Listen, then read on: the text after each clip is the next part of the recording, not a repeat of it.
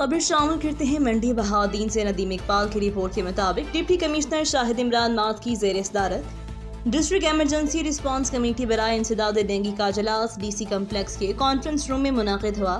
अजलास में LC CO health doctor Khalid Dad Naswana, district health officer doctor Iftikhar, doctor Shakeel Iqbal Bhatt, PA2 CO health Arsalan Rao और दीगर महकमों के अफसरान ने शिरकत की।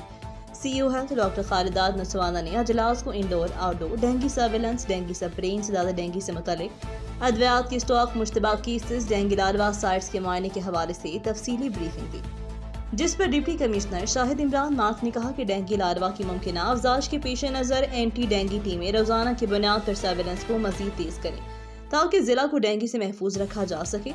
उन्होंने कहा जिन जगहों से लार्वा बरामद हुआ या उसके अफजाज का बाइस बनने वालों को नोटिस जारी किए जाएं। इस मामले में किसी किस्म की लापरवाही और फराइज में गफलत किसी सूरत बर्दाश्त नहीं की जाएगी।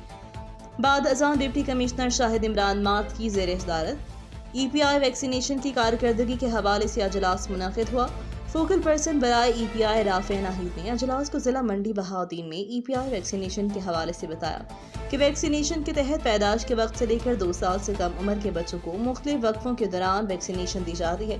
इन वैक्सीन से बच्चे तपेदिक, पोलियो, खनाक, नमूनिया, काली खांसी, काला यरकान, गर्दन तोड़ बुखार, असहाल, तंशुक और खसरा जैसी बीमारियों से महफूज रह सकते हैं। जिस पर ड्यूटी कमिश्नर ने कहा कि EPI वैक्सीनेशन की कामयाबी के लिए पूरी मेहनत और लगन के साथ काम किया जाए और इस हवाले से किसी किस्म की कोताही को हरगिज बर्दाश्त नहीं किया जाएगा। अब तक के लिए इतना ही। मजीद खबरों से बाखबर रहने और ताज़ा अखबार पढ़ने के लिए विजिट करें हमारी वेबसाइट rednews.pk।